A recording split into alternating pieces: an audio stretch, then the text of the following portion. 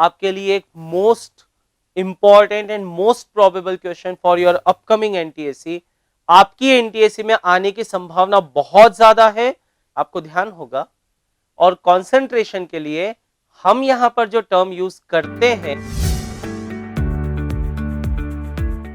दोस्तों अभी हम लोगों ने एसिड्स बेसिस में एसिड क्या होते हैं, बेस क्या होते हैं, यहां तक हम लोग पढ़ चुके हैं। आज का जो टॉपिक हमें पढ़ना है दोस्तों, वो पढ़ना है पीएच। अब ये पीएच क्या है? तो पीएच इज अ स्केल। आपसे पहला क्वेश्चन तो यही पूछा जा सकता है दोस्तों, आपके 10th बोर्ड के हिसाब से बहुत इंपॉर्टेंट है, that define pH. So pH is a scale design to measure acidic strength of a solution. PH एक ऐसी स्केल है दोस्तों जो कि ओरिजिनली डिजाइन किसके लिए की गई थी, कि कोई सॉल्यूशन कितना ज्यादा एसिडिक है।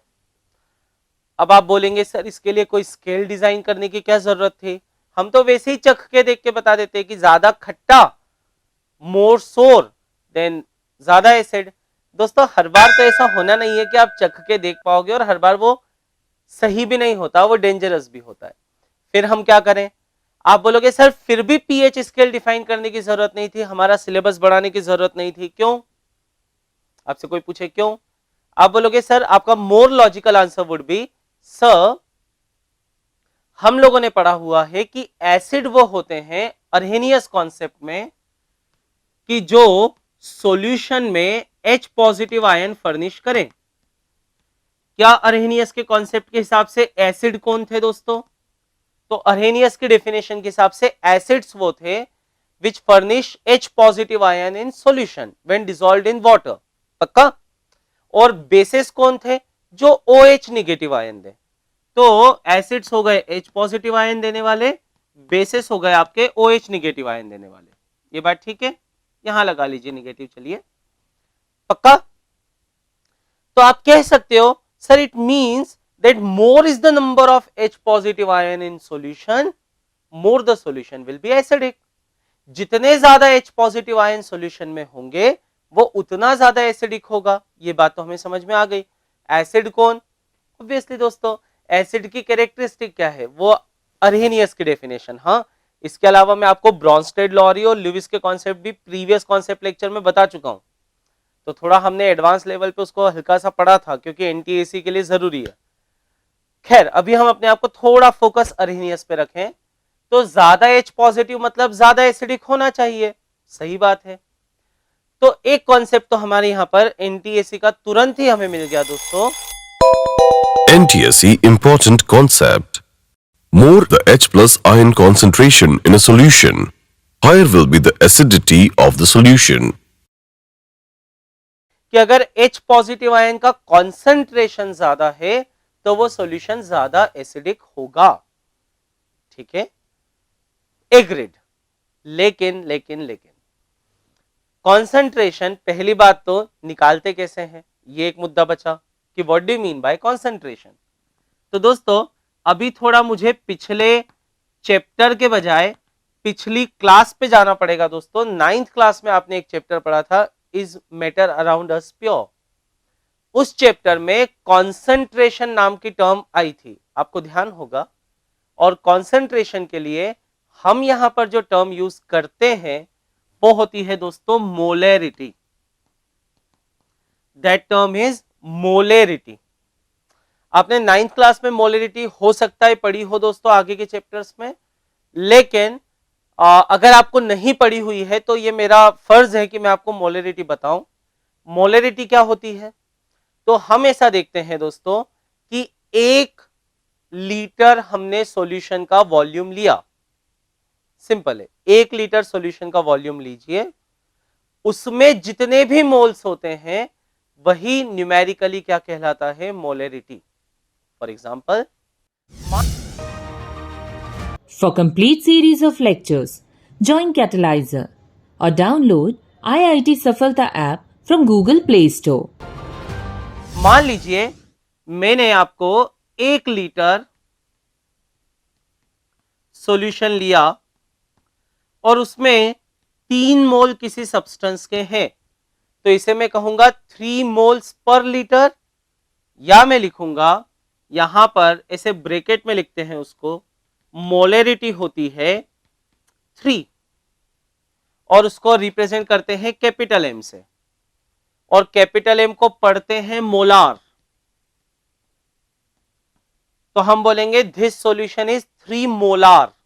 तो अगर सॉल्यूशन के बारे में बोला 3 मोलार, इसका मतलब उसकी मोलरिटी 3 है। मोलरिटी 3 है, इसका मतलब क्या कि सॉल्यूशन का, if you are taking 1 litre of this solution, in 1 litre 3 moles of solute are dissolved. Solute यानी जिसको घोला जाता है, सॉल्वेंट यानी जिसमें घोला जाता है, और दोनों से मिलकर जो बनता है वो सॉल्यूशन कहलाता है। सो इन 1 litre of solution if there are 3 moles of solute, we would say that molarity is 3 और उसे रिप्रेजेंट करेंगे हम 3 मोलार।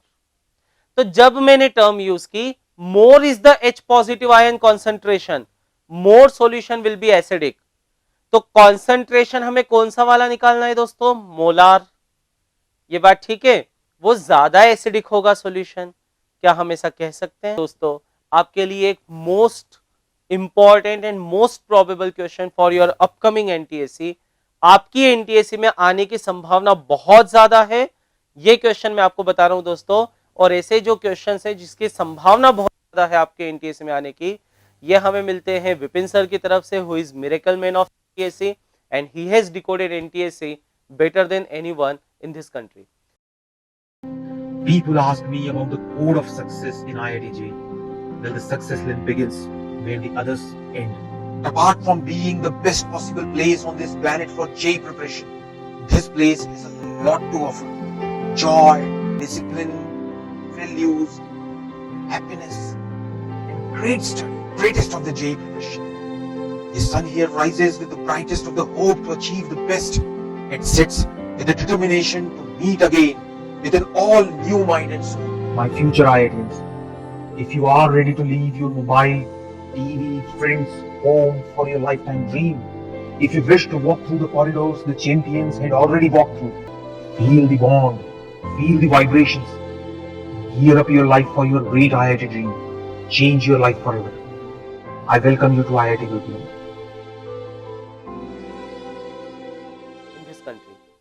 क्वेश्चन आपको ऐसा पूछा जा रहा है दोस्तों, Most probable question for NTSC by Professor Vipin Joshi. The question is, which of the following solution is least acidic?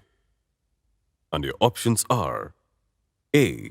0.1 m of HCl, B. 0.1 m of H2SO4, C. 0.05 m of HNO3, and D. 0.05 m of H3PO4. And your time starts now.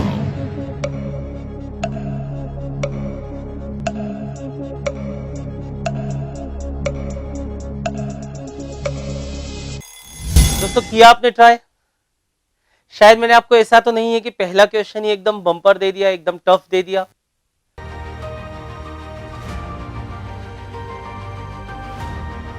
No it's not, और ये आपकी NTSC के लिए probable है दोस्तों, इसलिए मैंने आपको शुरुआत में ही दिया। देखिए अभी अभी हमने एक कॉन्सेप्ट पढ़ा, कॉन्सेप्ट ये पढ़ा कि जिसमें जितने ज्यादा H पॉजिटिव रहेंगे वो उतना ज्यादा एसिडिक होगा, तो इसका रिवर्स भी ट्रू, जिसमें जितने कम H पॉजिटिव रहेंगे कॉन्सेंट्रेशन में उतना वो लीस्ट एसिडिक होगा। यहां आपसे क्या पूछा जा रहा है, लीस्ट एसिडिक।